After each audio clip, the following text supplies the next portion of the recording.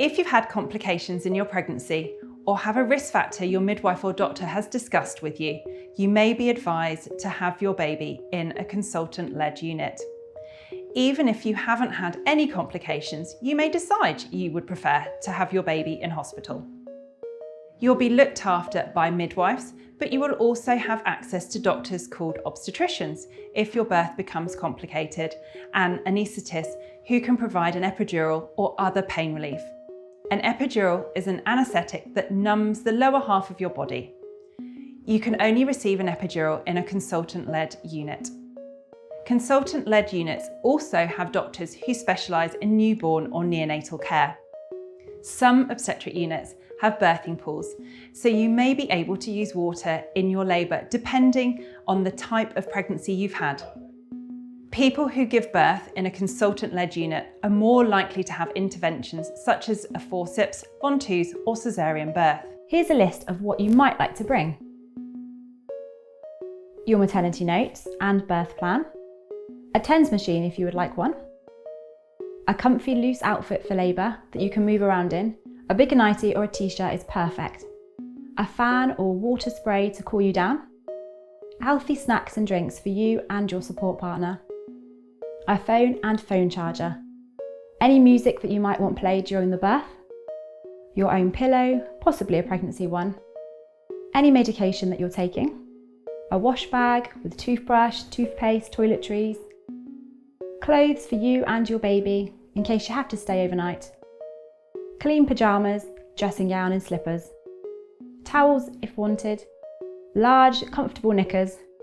Maternity pads, nursing bras and breast pads if you're planning on breastfeeding. Nappies for your baby. Cotton wool balls or pads. And a car seat.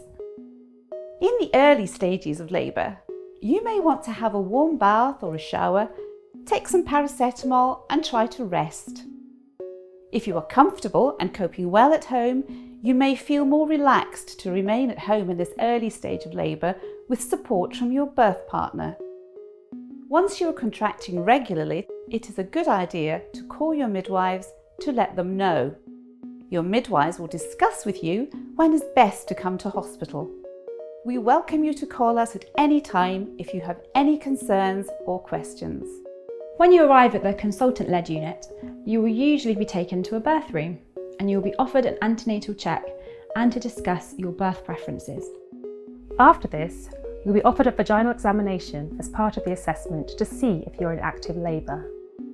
If you're planning on using a birthing pool, you can wear whatever feels comfortable. As part of the care that the midwives are providing for you, they will offer to listen to your baby's heart rate, which helps to provide information of your baby's well-being, and they will also check your pulse and blood pressure and temperature regularly to ensure that you are well. Your midwife will encourage you to move around in labour in different positions that are comfortable for you, because being mobile in labour helps the baby to move into the right position for birth.